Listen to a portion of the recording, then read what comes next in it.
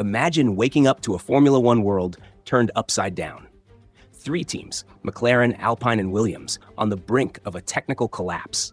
Engine suppliers pulling out, leaving them scrambling for alternatives. And the biggest shock of all, the possibility of F1 bringing back the legendary V10 engines, throwing the 2026 regulations into chaos. It sounds insane, but in F1, politics and last-minute twists are part of the game. For weeks now, rumors have been swirling about a major shakeup in the sport. It all started when FIA President Mohammed Ben Sulayem hinted that the governing body might reconsider the 2026 engine regulations, possibly pushing them to 2028. That small comment sent shockwaves through the paddock, because if the FIA scraps the planned hybrid engines, it could open the door for a return of high-revving, ear-shattering V10s. The potential comeback of these beasts would be a dream come true for purists.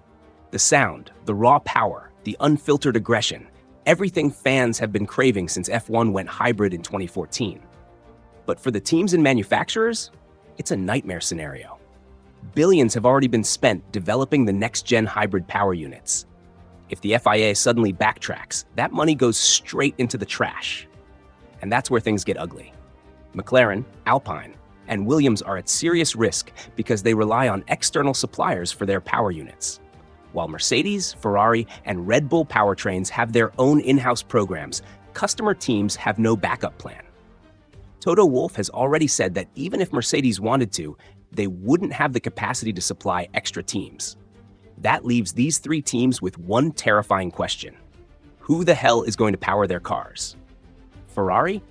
Unlikely. They rarely help rival teams unless there's something in it for them. Honda? They're already tied up with Aston Martin. The only realistic alternative would be an all-new engine supplier stepping in last minute, but developing an F1 power unit isn't something you can just whip up overnight. Meanwhile, another major shift is unfolding in the driver market. Ryo Hirakawa, Alpine's reserve driver, is in talks with Haas, and that could shake things up in a big way. Hirakawa hasn't even made his F1 debut yet, but behind the scenes, his name is gaining traction. Haas needs a backup driver, and with his endurance racing experience and F1 test mileage, Hirakawa is a solid candidate. But is there something bigger at play? Haas has Kevin Magnussen and Nico Hülkenberg as their current lineup, but let's be real, neither of them has a long-term contract. If Haas is securing Hirakawa now, could it mean one of their seats will open up soon? And why would Alpine, who already struggles with stability, be willing to let him go? The answer might lie in another young talent, Franco Colapinto. The Argentine driver has been making waves in Formula 2, and many believe Alpine is grooming him for an F1 seat in 2025, replacing Jack Doohan.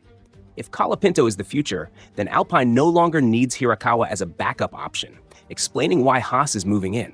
But here's the real question. Is Hirakawa just being hired as a reserve, or is he part of a bigger shakeup that no one sees coming? And speaking of brutal driver moves, Liam Lawson just got hit with one of the harshest decisions in recent F1 history. 2 Grand Prix appearances, barely any chance to prove himself, and Red Bull yanks the rug from under him, demoting him back to Racing Bulls without hesitation. Their official reason? They needed a more experienced driver to help develop the RB21. But let's be honest, was Yuki Tsunoda really the experienced choice? Even Max Verstappen has complained about the RB21's problems, proving that the issue wasn't just in Lawson's hands. So why the rush to drop him? Red Bull has a long history of discarding talent at lightning speed, and the big question now is whether Lawson has been permanently blacklisted from the main team. Jos Verstappen certainly seems to think so. He made a rare public statement supporting Lawson, commenting on Racing Bull's Instagram post, "Hope you do a fantastic job." He deserves to be in F1.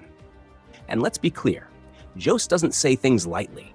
His words carry weight inside Red Bull, and if he's speaking out, it means he's not happy with how this decision went down. That leaves Lawson in a tough spot. Racing Bulls is a safe place for now, but for how long? The Red Bull talent pool is stacked, and if he doesn't get another shot soon, he might be forced to look elsewhere or risk being yet another victim of Red Bull's ruthless driver policy. And now, let's talk Ferrari, because their latest decision has raised eyebrows across the paddock. Charles Leclerc is being benched. Sort of. If you thought this was a performance-based move, relax. This is actually about an FIA rule that requires teams to give at least 2 free practice sessions to a rookie driver with fewer than 2 race starts. So, enter Dino Beganovic. The 21-year-old Swede has been in Ferrari's driver academy since 2020 and recently stepped up to Formula 2. He'll be driving the SF25 in an upcoming practice session. And while it's technically just a rookie test, history has shown that these sessions can be game changers. Take Oliver Behrman, for example. He impressed during his Haas test and later secured a full-time race seat. If Beganovic delivers a standout performance, he could jump to the front of the line for a future Ferrari seat. Meanwhile, Ferrari has bigger problems to worry about. Both Hamilton and Leclerc have had rough starts to the season, including a brutal double disqualification at the Chinese GP. That penalty alone cost them valuable points, leaving them 61 points behind McLaren in the Constructors' Championship. Ferrari fans are asking the same question they've been asking for years. Is this team actually ready to fight for titles, or are they still stuck making the same old mistakes? One thing's for sure, F1 is in chaos right now, and the next few weeks could change everything. From engine politics threatening to reshape the grid to shocking driver moves happening behind closed doors, the sport is more unpredictable than ever. And if you think the drama is over, trust me, it's just getting started.